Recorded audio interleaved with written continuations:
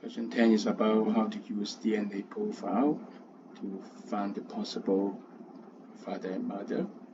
First, remember the child must inherit all its DNA profile from either mother or father. So look at child 1 has all this profile, these 6 lines, and it came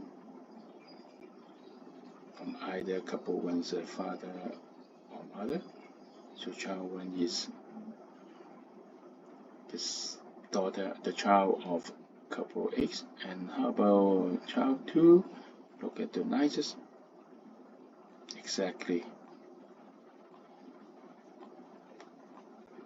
Comes from couple Y. So child 2 is the child of couple Y. So look here. What's the answer? Yes. Option A is the answer. Thank you.